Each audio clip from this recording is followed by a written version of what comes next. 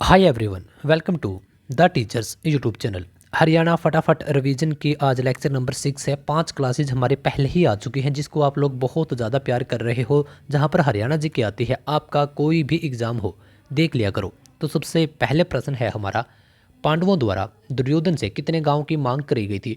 तो 5 गांव मांगे गए थे पांडवों के द्वारा दुर्योधन से। कितने गांव थे? 5 गांव मांगे गए थे। यह तो मोस्टली सब लोगों को पता ही होगा, लेकिन 5 गांव कौन कौन से थे? सोनीपत, पानीपत, फरीदाबाद, दिल्ली और एक बागपत जो कि यूपी के अंदर आता है। तो यह थे वो 5 गांव, लेकिन इनको प्राचीन समय में कुछ और ही बोलते थे। सोनीपत को सोनप्रस्थ, पानीपत को पणप्रस्थ और फरीदाबाद को दिलप्रीत या दिलप्रत, या फिर बागपत जो कि आपका उत्तर प्रदेश में बागपत को अब भी बागपत ही बोलते हैं, और इंद्रप्रस्थ यानी कि दिल्ली, दिल्ली वर्तमान नाम है। तो यह 5 गांव थे जो कि आपके पांडवों के द्वारा मांगे गए थे। किससे? दुर्योधन से मांगे गए थे। तो इनका प्राचीन नाम है, कभी कभार पूछ भी ले जाता है कि पानीपत का प्राचीन नाम क्या था। तो पणप्रस्थ या पनप्रस्थ ऐसा लिखा हुआ मिल सकता है, क्योंकि पास से पानीपत है और पास से ही आपका पनप्रस्थ है। तो उसको देख लीजिएगा। हाँ, किस दौरान, देखिए महाभारत का युद्ध कहाँ पर हुआ था? आपका कुरुक्षेत्र में हुआ था। कितने दिन चला साहब? 18 दिन चला था। और इसी युद्ध में, इस महाभारत के युद्ध में भगवान श्री कृष्ण के द्वारा अर्जुन को, जब उनको कुछ समझ में नहीं आ रहा था, तो गीता ज्ञान दिया जाता है। तो जिसको हम बोलते हैं गीता ज्ञान या गीता उपदेश, तो कहाँ पर दिया था? ज्योतिसर में। और ज्योतिसर कहाँ पर है? ये कुरुक्षेत्र के अंदर ही है, पेहवा मार्ग पर है, पेहवा रोड पर है, और कुरुक्षेत्र से जस्ट 4-5 किलोमीटर है। चलिए आगे बात करते हैं हम। हाँ, ब्रह्म सरोवर भी यहीं पर है। चलिए आगे बात करते हैं गोकर्ण। गोकर्ण तालाब कहाँ पर है? जहाँ पर कर्ण दिखता है तो बहुत सारे बच्चे करनाल कर देते हैं, लेकिन जब आए गोकर्ण, गोकर्ण भी आ सकता है या फिर गोकर्ण तालाब भी आ सकता है। तो जब गोकर्ण तालाब आए तो रोहतक, लेकिन अगर करनाल नगरी या फिर कर्ण नगरी, कर्ण आपका स्टेडियम और कर्ण पार्क आए, तब आपको करनाल के साथ जाना है। वही करनाल जो कि एक जिला भी है, यानी कि एक डिस्ट्रिक्ट भी है और एक मंडल भी है। जब हरियाणा का गठन होता है 1966 में, तब क्या होता है कि इसको एक जिला तभी बना दिया गया था। लेकिन मंडल कब बनाया गया? 2 मंडल आपके बाद में जोड़ गए हैं, KF करनाल और फरीदाबाद। कब? 2017 के अंदर। पहले कितने मंडल थे? जब पहले थे 4, वर्तमान में कितने हैं? 6। तो ये 2 बाद में जोड़े गए 2017 में। 4 कब थे? 1966 में। कौन कौन से थे? जब हरियाणा का गठन होता है तो घर, यह 4 मंडल थे। और अब क्या है? घर KF। तो दो जो KF है करनाल और फरीदाबाद, इनको 2017 में जोड़ा गया है। ठीक है। और वही करनाल आपका, जो आपका पेरिस ऑफ हरियाणा है, हरियाणा का पेरिस भी कहते हैं। सबसे ज़्यादा इसके अंदर धान होती है। ठीक है, कर्ण नगरी इसको बोला जाता है।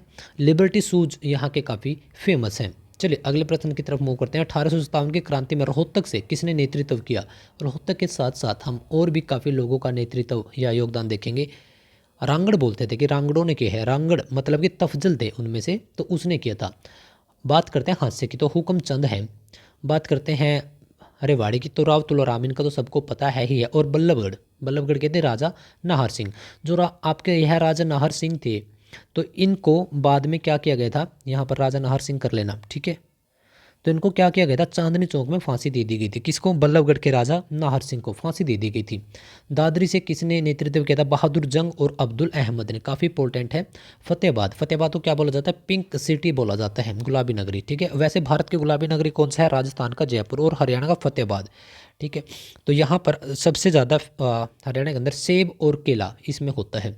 मोहम्मद आजम सरकारी कर्मचारी थे, यहाँ फतेहाबाद से इन्होंने नेतृत्व किया। अंबाला से मोहन सिंह ने नेतृत्व किया।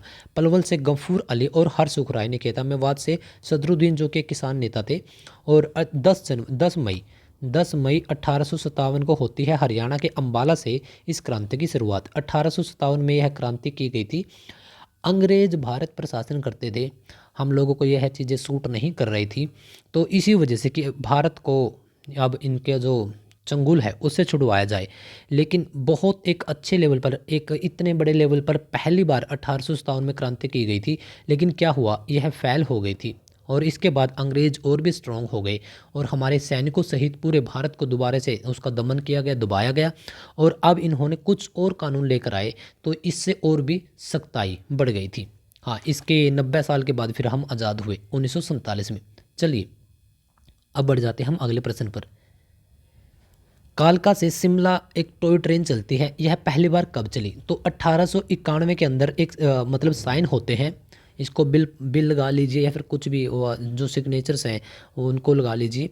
जो एग्रीमेंट था वो पास कर दी जाती है कि हाँ शिमला से टॉय ट्रेन चलेगी। और 1898 से इसको रेगुलरिटी के तौर पर लाया गया कि 1898 से पहली बार चलाई गई थी है ट्रेन। लेकिन इसके सिग्नेचर वगैरह 1891 में ही पास हो गए थे। कहाँ से मैं बात कर रहा हूँ? कालका। कालका कहाँ पर है आपका? हरियाणा के पंचकुला में। और शिमला कहाँ पर है आपका? हिमाचल प्रदेश में, है ना। तो जो आपका कालका है, कालका हरियाणा का बाउंड्री है, बाउंड्री पर है। इस तरफ है आपका HP यानी कि हिमाचल, इस तरफ आपका HR यानी कि हरियाणा। तो हम कालका से ही सोलन, हिमाचल, बद्दी जहाँ पर आपको जाना है तो हम यहीं से प्रवेश करते हैं हिमाचल प्रदेश के अंदर। कालका, कालका कहाँ पर है आपका? पंचकुला के अंदर। पंचकुला PKL है ना। PKL यानी पंचकुला आपका कब बना था? 1995 के अंदर बना था। एग्जैक्ट डेट थी आपकी जिस दिन भारत आज़ाद होता है, 15 अगस्त और 1995 को। हाँ, साल अलग थी, ठीक है। तो इसके अंदर जो कालका है, कालका का प्राचीन नाम था कालकूट। और जो इसका रेलवे स्टेशन है वह काफ़ी फेमस है। किसका? कालका की हम बात कर रहे हैं। और यहाँ पर एक शहर हो रहा है पिंजौर। पिंजौर की क्या खास बात है? एक तो यहाँ पर आपका आमों का मेला लगता है प्रतिवर्ष, और एक यहाँ पर यादवेंद्र करके गार्डन है जिसको हम पिंजौर गार्डन भी बोलते हैं। बहुत सारे लोग तो घूम कर आए ही होंगे। अगर हम बात करते हैं आपके पंचकुला, PCM याद रख लो, PCM यानी कि पंचकुला, C चंडीगढ़ और M मोहाली। अगर हम इन तीनों को PCM को अगर एक साथ मिला देते हैं तब आपका निर्माण होता है ट्राई सिटी का, इन 3 नगरों से बना हुआ शहर। इसके बाद हम बात करते हैं हरियाणा में महात्मा गांधी जी की सबसे पहली बार गिरफ्तारी कहाँ से हुई थी? तो 10 अप्रैल 1919 को हुई थी। पलवल रेलवे स्टेशन से गिरफ्तारी होती है। 1919 आप जानते हैं, अप्रैल की डेट को तो कैसे लोग भूल सकते हैं। 13 अप्रैल 1919 क्या हुआ था? जनरल डायर ने गोलियां चलवा दी थी। आप सबको पता है ही है कि जलियांवाला बाग हत्याकांड, कुआ के अंदर बहुत सारे लोग मारे गए थे। तो उससे ठीक 3 दिन पहले होती है हरियाणा के पलवल से, पलवल का जो रेलवे स्टेशन है वहाँ से गिरफ्तारी। और दूसरी बार 30 जुलाई 1919 को ही हिसार से महात्मा गांधी जी की गिरफ्तारी होती है। अगले प्रश्न की तरफ हम बढ़ जाते हैं। 2 अक्टूबर को क्या होता है? महात्मा गांधी जयंती होती है। इस दिन इनका जन्म हुआ था। लेकिन इसके साथ साथ लाल बहादुर शास्त्री, इनका भी जन्म इसी दिन हुआ था। लेकिन बहुत कम लोगों को पता है क्योंकि 2 अक्टूबर की छुट्टी तो होती ही है, तो यही बोलते हैं कि राष्ट्रपिता महात्मा गांधी का जन्मदिन है। लेकिन आगे से ध्यान रख लेना कि लाल बहादुर शास्त्री जी का भी इसी दिन जन्म दिवस होता है। लाल बहादुर शास्त्री हमारे देश के दूसरे प्रधानमंत्री रहे हैं। बहुत कम समय के लिए प्रधानमंत्री बने लेकिन दूसरे देश के प्रधानमंत्री थे। सर कौन सी पार्टी से थे? ये थे आपके कांग्रेस पार्टी से। और हमारे देश से बाहर वो गए थे समझौता के लिए, ताशकंद समझौता, तब उनकी वहाँ पर डेथ हुई थी। और यह तब की एक मिस्ट्री ही है कि उनकी डेथ का रीज़न क्या था, कैसे हुई थी। अगले प्रश्न की तरफ मूव करते हैं। नौरंग पर्यटन स्थल कहाँ पर है? तो नौरंग पर्यटक स्थल है आपका महम के अंदर। महम कहाँ पर आता है आपका? रोहतक के अंदर। महम एक चौबीसी चबूतरा है यहाँ पर, चौबीसी चबूतरा करके बहुत सारे लोगों को तो पता होगा कि महम के अंदर है वो। हाँ, अगर आपसे कभी पूछ ले जाए कि जानी चोर की गुफा, जानी चोर की गुफा एक कुआं भी है वहाँ पर, तो वह कहाँ पर है? वह भी आपका महम के अंदर ही है। तो जानी चोर की गुफा है, वहाँ पर कुआं भी है। बोलते हैं कि वहाँ पर वो उनके घोड़े से डायरेक्ट उसके अंदर चले गए थे या कोई सुरंग वगैरह वहाँ से बना रखी थी। तो जो भी है, तो अगर आप कभी जाते हैं तो ऐसे ऐसे स्थानों को देखिए। खैर अब तो वो चीज़ विलुप्त की तरफ होते हुए जा रही है क्योंकि शायद वहाँ पर उनका संरक्षण वगैरह नहीं किया गया। तो चलिए, रोहतक की जब भी बात आती है इस बात को मत भूलिएगा। मैंने वैसे पहले बता भी दिया, आपका MDU बनता है रोहतक के अंदर है। कब बनता है? 1976 के अंदर बनता है MDU यूनिवर्सिटी। और 1976 में ही हरियाणा का पहला आकाशवाणी केंद्र वह भी कहाँ पर? रोहतक के अंदर खोला जाता है।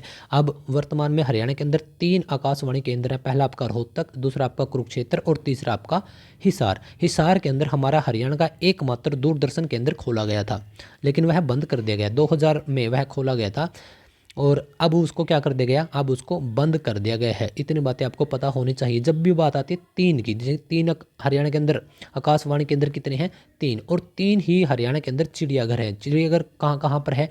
एक तो आपका रोहतक के अंदर रहेगा, रोहतक के अंदर बहुत बड़ा चिड़ियाघर है। इसके बाद रहेगा पीपली और उसके बाद रहेगा आपका भिवानी। तो 3 प्लेस पर आपके क्या है? चिड़ियाघर। लेकिन भिवानी वाले का अब नाम चेंज कर दिया गया है।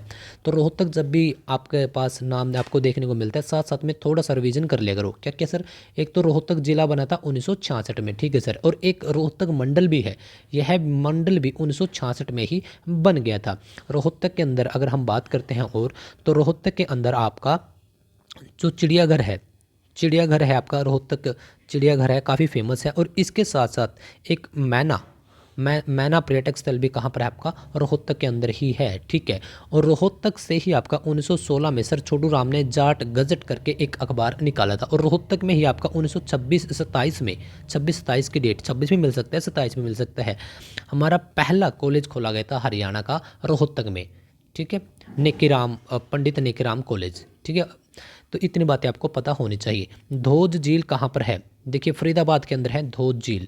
फरीदाबाद का जब भी आपको नाम मिले तब आप क्या करेंगे, क्या क्या पॉइंट्स रिलेटेड हैं फरीदाबाद से। सबसे पहले फरीदाबाद कहाँ है, हमारा दक्षिण हरियाणा में है। और दक्षिण हरियाणा में हमारी कौन सी पर्वतमाला है, अरावली। तो अरावली का जो गोल्फ मैदान है वह फरीदाबाद के अंदर है। फरीदाबाद के अंदर ज़्यादातर महिंद्रा ट्रैक्टर बनते हैं। फरीदाबाद को ही औद्योगिक नगरी हम बोलते हैं। और इसी के अंदर 1947 में जब भारत और पाकिस्तान अलग अलग हुए, उसी टाइम के दौरान की बात यह बात है, तब क्या होता है, यहाँ पर एक झील बनती है, काफ़ी फेमस है, भड़खल झील, ठीक है। तो 1947 में इस झील का निर्माण हुआ था। तो इतनी सारी बातें आपको फरीदाबाद से रिलेटेड भी पता होनी चाहिए। और धोज झील भी कहाँ पर है, फरीदाबाद में। चलिए आगे बढ़ जाते हैं।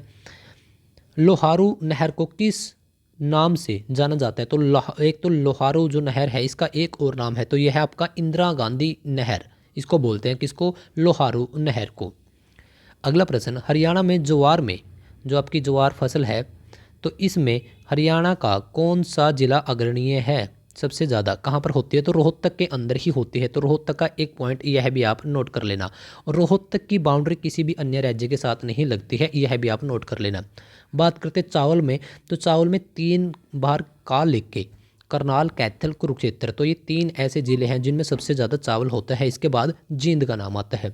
बात करें अगर हम बाजरा की, तो बाजरा महेंद्रगढ़ में सबसे ज़्यादा होता है और उसके बाद भिवानी में भी। और महेंद्रगढ़ के अंदर सरसों भी सबसे ज़्यादा होती है। और महेंद्रगढ़ वह ज़िला है जो 3 तरफ से राजस्थान से लगा हुआ है। और यहीं पर जो अरावली की रेंज है, इसका सबसे ऊँचा पॉइंट है डोसी की पहाड़ियाँ। अगर किसी ने नाम सुना है तो डोसी की पहाड़ियाँ, वहाँ पर आपको 642 या 652 मीटर करके आपको ऊंचाई मिलेगी।